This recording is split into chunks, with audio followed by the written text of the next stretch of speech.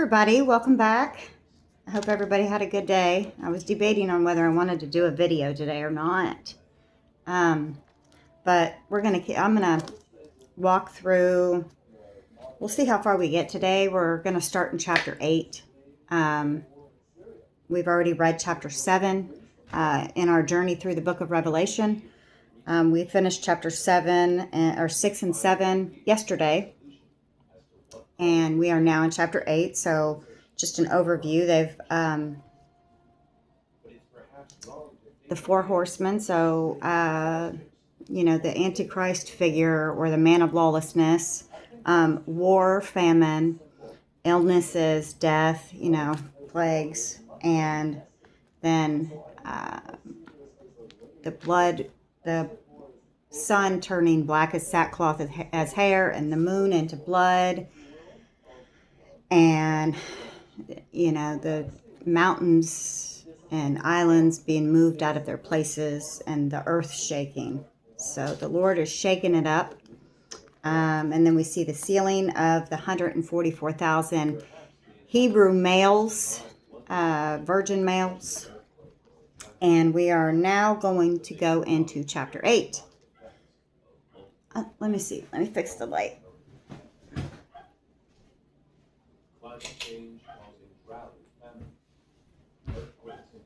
Okay, so we are in chapter 8, and it says, "And when he had opened the seventh seal, there was silence in heaven for about the space of half an hour."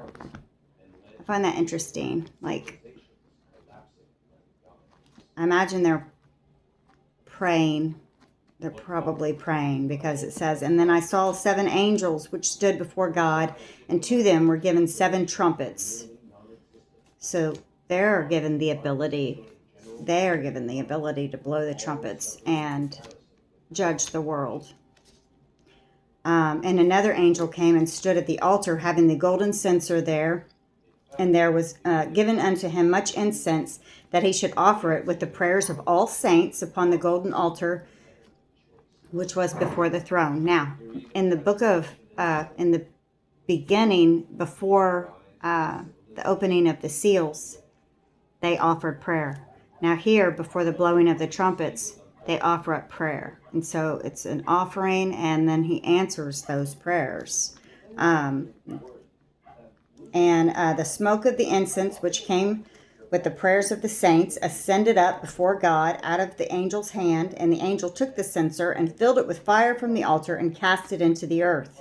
And there were voices and thunderings and lightnings and an earthquake. And the 7 angels, which had the 7 trumpets, prepared themselves to sound. And the first angel sounded, and there followed hail and fire mingled with blood, and they were cast upon the earth. And the third part of the trees was burnt up, and all green grass was burnt up.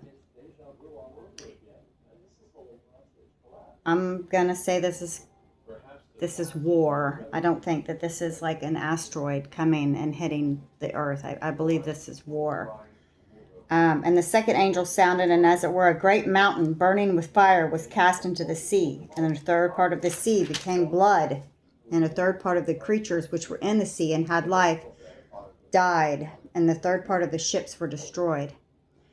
I believe that this is all surrounding Israel. I think Israel is the central focus of the tribulation period. It is the time of Jacob's trouble. I believe it's the central focus of this time frame here.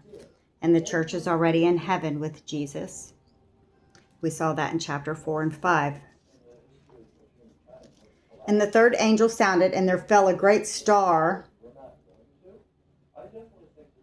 from heaven, burning as it were a lamp. And it fell upon the third part of the rivers and upon the fountains of water. And the name of the star is called Wormwood. And a third part of the waters became wormwood. And many men died of the waters, because they were made bitter. This sounds like a nuclear bomb. Back in the late 80s, when the Chernobyl event in Ukraine, they called that wormwood. They called the nuclear meltdown, they called it wormwood. It's and this is a nuclear bomb. I believe that it fell out of the sky because, You know, John didn't have the terminology for our modern day bombs and our military arsenal. And many men died because of the waters, so they're drinking, and I think they're drinking radioactive water, and it's killing them, making them sick and die. And the fourth angel sounded, and a third part of the sun was smitten, and the third part of the moon, and a third part of the stars, so that a third part of them were darkened, and the day shone not for a third part of it, and the night likewise. I think when we start blowing stuff up and dropping bombs and going to war on this planet, it is going to scorch the sky. I mean, I just think that it's going to darken the sky with nuclear fallout. And we don't really know what that kind of destruction actually looks like in our world today, with our technology today.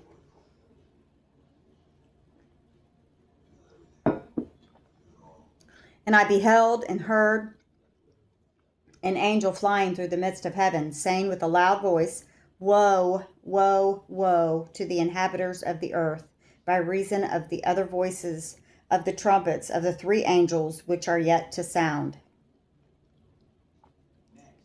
Chapter 9. And the fifth angel sounded, and I saw a star fall from heaven unto the earth, and to him was given the key of the bottomless pit. And he opened the bottomless pit, and there arose smoke out of the pit, of the smoke as the smoke of a great furnace. And the sun and the air were darkened by reason of the pit. And there came out of the smoke locusts. Well,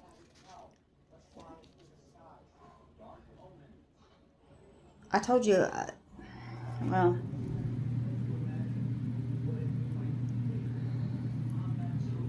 stars are often a reference to Jews and the scriptures. You know, it's like that analogy that Jesus gave to Abraham, that he would make his descendants as numerous as the stars. He could have used any other thing to compare that to. I don't think that he does anything that he does is just random. Like, well, he just said that and it was just an analogy. Everything he says holds significant purpose. And when I think back to Jesus' time, and I think about Judas Iscariot, he was also, and the only other one that is called the son of perdition in the New Testament scriptures. And the Antichrist, or the king, we'll get there in a minute, the king over these locusts that come out, the one that fell and had the keys to the bottomless pit, he is also called the son of perdition. And he opened the bottomless pit, and there arose smoke out of the pit as the smoke of a great furnace, and the sun and the air were darkened by reason of the smoke of the pit. And there came out of the smoke locusts upon the earth, and upon them, and unto them was given power, as the scorpions of the earth have power. And it was commanded them that they should not hurt the grass of the earth, neither any green thing, neither any tree, but only those men which have not the seal of God in their foreheads. And to them it was given that they should not kill them, but that they should be tormented for 5 months. And their torment was as the torment of a scorpion when he striketh a man. And in those days shall men seek death, and shall not find it, and shall desire to die, and death shall flee from them. And the shapes of the locusts were like unto horses prepared unto battle, and on their heads were as it were crowns of gold, and their faces were as the faces of men, and they had hair as the hair of women, and their teeth were as the teeth of lions. I'd like to know what you guys think about chapter 9. Chapter 9 is, I think we have a lot of, I really don't know what to think about like,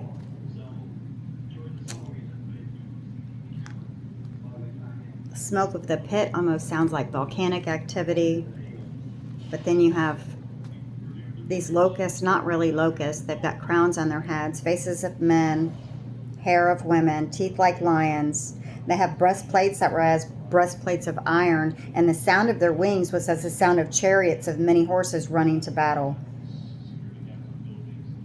This is war. This is like the kings from the east that we see later in the book. I'd like to know what you guys think about this.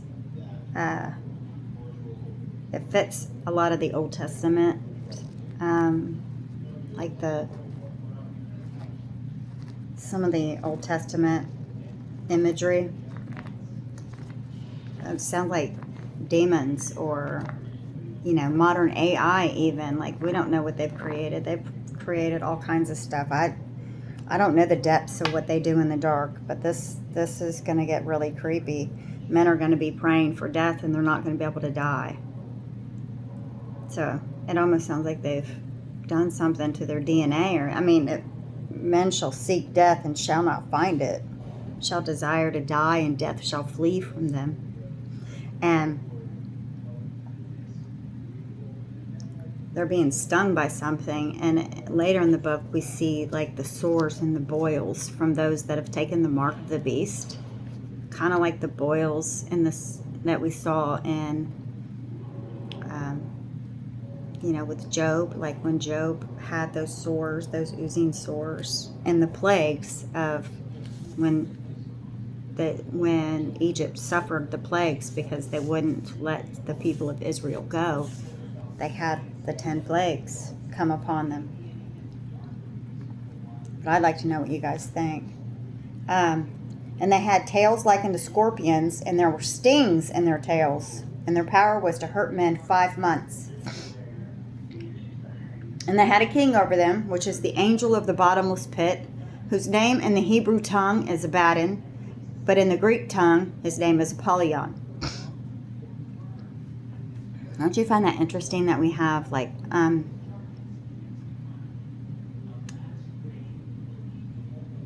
what's the name of that asteroid that's going to be coming towards Earth? They called it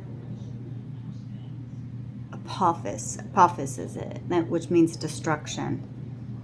In 2029, April, sometime in April 13th, I think, 2029. Apophis is supposed to make its nearest approach to Earth. I find it interesting that they named that asteroid Apophis. A lot of people think Wormwood is an asteroid, but we've had asteroids hit the Earth many times, and they're not turning the water into poison. That's why I think that this is a nuke, because this fits is the book of Zechariah and the book of Ezekiel. This kind of fits. But some of this imagery about these locusts, kind of don't quite got that figured out yet. Let's see. Hebrew tongue is Abaddon, but in the Greek tongue hath its name Apollyon. One woe is past, and behold, there come 2 woes more hereafter. I don't think that we are necessarily supposed to understand what all of this is, because the church isn't going to be here. We're pulled out for a reason. But maybe we'll see it. I think it's brothers and sisters that are that are sounding these trumpets, or they're,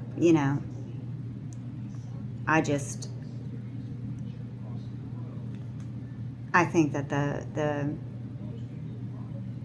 the church judges the world, and it's these angels that are blowing these trumpets. It's not the Lord saying, we think he's given that permission to the angels.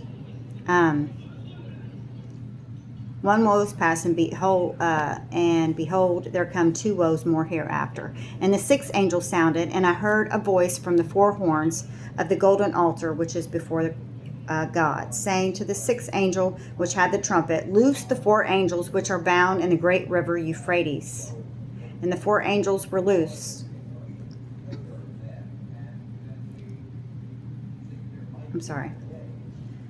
Which were prepared for an hour and a day and a month and a year, for to slay the 3rd part of men. And the number of the army of the horsemen were 200,000. I don't think I don't think John was familiar with the word million. So 200 million man army. And I heard the number of them. And thus I saw horses in the vision, and them that sat on them, having breastplates of fire, and of jacinth and brimstone. And the heads of the horses were as the heads of lions, and out of their mouths issued fire and smoke and brimstone.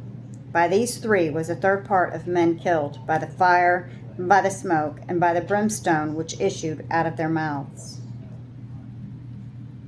Just war, tearing up this whole world. For their power is in their mouth and in their tails. For their tails were like unto serpents, and had heads, and with them they do hurt.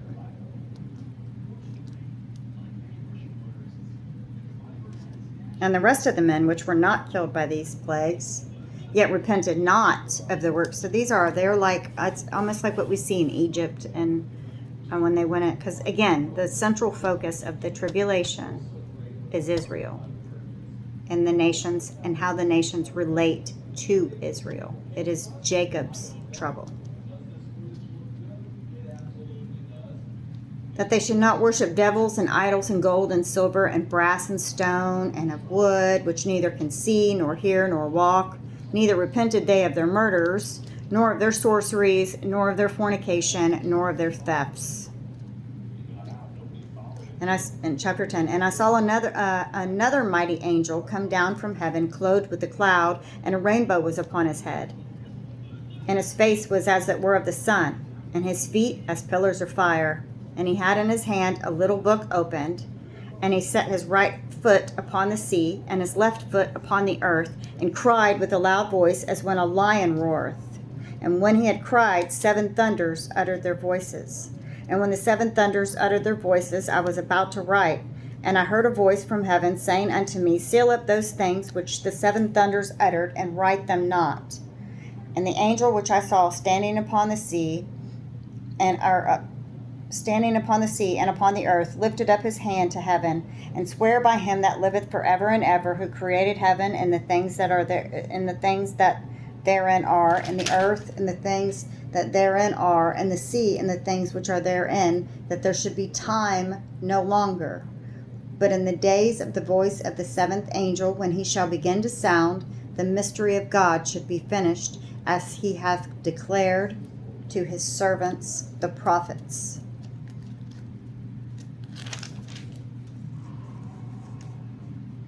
And Ezekiel also had the little book. So we know that when Ezekiel, it was sweet in his mouth. The word of God is sweet, but it was bitter because he has something burdensome and bitter. There's more for him to prophesy, more for him to tell, more to come. And it's already just horrific what we're seeing here.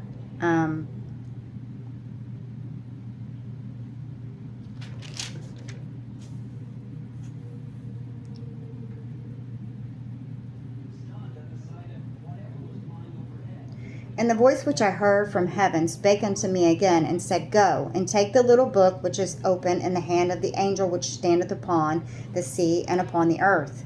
And I went unto the angel and said unto him, Give me the little book. So we see this in Ezekiel chapter 2. And we also see it in Jeremiah.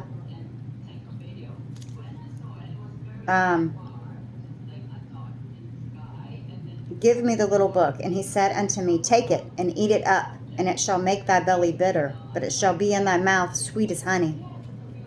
And I took the little book out of the angel's hand, and ate it up. And it was in my mouth sweet as honey. And as soon as I had eaten it, my belly was bitter. And he said unto me, Thou must prophesy again before many peoples and nations and tongues and kings. After all of the things that have been happening, he's not done. We'll stop there. We're going to go into, so I've read 8, 9, and 10. So we'll go into chapter 11 next time. But next time, I'll probably come back Monday. But I'd like to know your thoughts on anything that we went over today. Chapter 9 is a tough, kind kind of a tough chapter as far as like understanding the imagery that we're seeing there. But we do know there's a 2 million man army that's going to try to attack. They're going to, and they're going to be, the world is going to be controlled by, I think, like the World Health Organization and the elites and like the Antichrist, whoever's that guy, the man that comes, Mr. Fix-It-All, the leader that we see, you know, a little later in the book. I don't know what chapter that we actually get a description. We'll get further down the road and we'll talk through some of these things. I do read the book. I do read the Bible through a literal lens. When I read the Bible, I read it as it sets literally. And sometimes that's difficult to do with the book of Revelation because there's so much going on there. You know, we've got heaven, we've got the things going on earth, and then we've got, now there's a lot of things that are becoming a lot more clear, like the ability to see the two witnesses, the whole world look upon them as they lay in the streets of Jerusalem for 3 days. You know, 20 years ago, we couldn't imagine that. 25 years ago, we couldn't imagine that. I'll never forget the time that my dad told me when I was a kid that computers would one day take over the world. Like, I was going into the dining room and he was in there doing something with the computer, and I asked him what he was doing. He was trying to teach it to talk or something. I don't know. One of them computers with the big old backs on the back of them. And I thought it was funny then, and he said, one of these days, you know, computer and technology is going to take over the world. And I thought, that's so ridiculous.